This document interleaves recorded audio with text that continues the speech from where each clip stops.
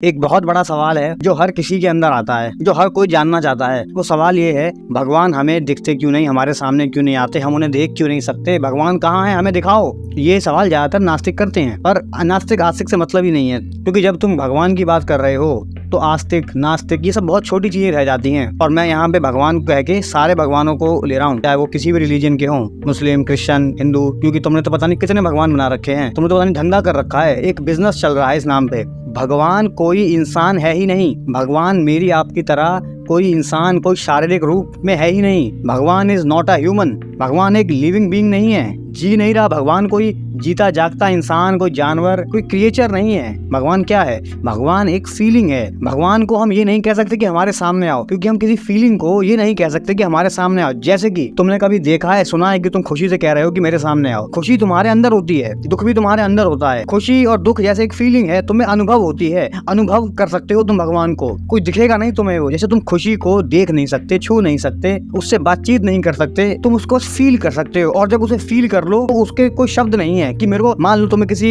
ऐसे आदमी को या कोई ऐसा लिविंग क्रिएचर है, ऐसा कोई इंसान, जानवर कुछ है जिसको तुम्हें समझाना हो कि खुशी क्या होता है, उसे तुम समझा सकते हो? तुम शब्दों से क्या उसे बता सकते हो खुशी क्या है? तुम उसे बोल दोगे अच्छा लगता है, बहुत अच्छा लगता है, तुम उसको लेकिन शब्दों से नहीं समझा पाओगे खुशी क्या है। ऐसे ही दुख का है, ऐसे ही किसी और हर फीलिंग का यही है। तुम किसी को फील करवा सकते हो, बस उसे शब्दों से बता नहीं सकते, उसे सिखा नहीं सकते कि ये है भगवान। तुम पे इतने बड़े शब्द ही नहीं है जिसमें भगवान समा जाए, जिसमें एक छोटी सी फीलिंग समा जाए, एक खुशी समा जाए। तुम पे वो भी शब्द नहीं है। तुम भगवान को छोड़ो, मैं बात ही नहीं कर रहा इस समय भगवान की। अब पहले तुम खुशी समझा के दिखाओ किसी को, तुम समझा नहीं सकते उसे। वो बस अनुभव होती है, वो बस फील होती है, तुम बस उसे महसूस कर सकते हो। ऊपर से बताने से कुछ नहीं होगा कि खुशी मतलब बहुत अच्छा लगता है और मन खुश हो जाता है। कैसे ये मैं अनुभव कैसे करूं? मुझे पता कैसे चले मन खुश होता है तो क्या होता है, खुशी क्या होता है, नहीं पता लग सकता। ऐसे ही जैसे तुम खुशी दुखी होने की जो फीलिंग है उसको बता नहीं सकते, ऐसे ही भगवान को तुम शब्दों से नहीं बता सकते। मेन सवाल रहता है सबका कि भगवान हमें दिखें, तुम्हारे सामने आ जाएं। कोई फीलिंग तुम्हारे सामने आती है, कभी तुम्हारे अंदर आती है, खुशी तुम्हें होती है,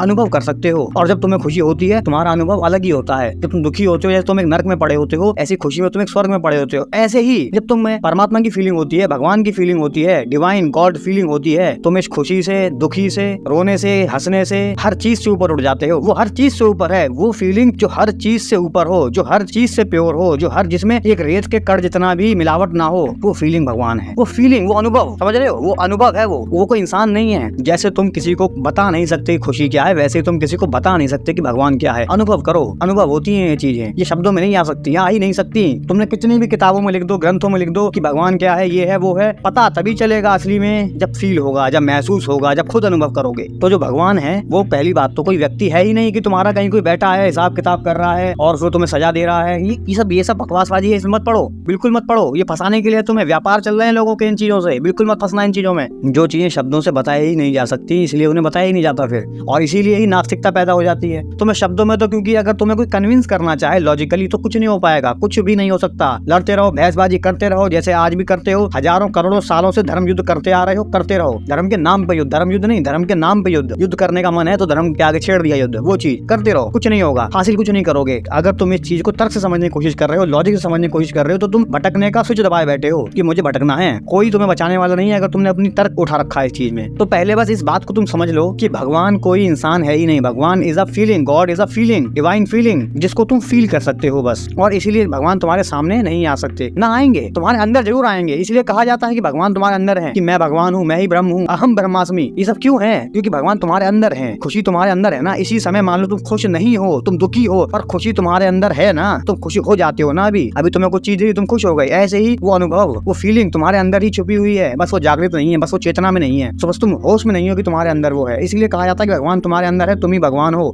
हम सब भगवान हैं, हर क्रिएचर, हर चीज भगवान है, क्योंकि उसके अंदर वो फीलिंग है। तो इस बात को समझो कि भगवान इज नॉट अ पर्सन, वो कोई इंसान नहीं है, कोई उसका रूप नहीं है, वो निराकार है, वो नथिंगनेस है, या कुछ नहीं है वहाँ वो है, और वो हम सब के अंदर है। शब्द कम पड़ जाते हैं जब तुम बात भगवान की करो। जो चीज अनंत है उसे तुम शब्दों में कैसे बांधोगे? इसलिए जो हम पे टूटे फूटे शब्द होते हैं हम उसमें बोलते हैं। और होश में आ जाओ, इस चीज में तुम भटको मत। तुम्हें कोई बेवकूफ बना रहा है कि भगवान तुम्हारे सामने आएगा, ये होगा, मत फंसो उसमें।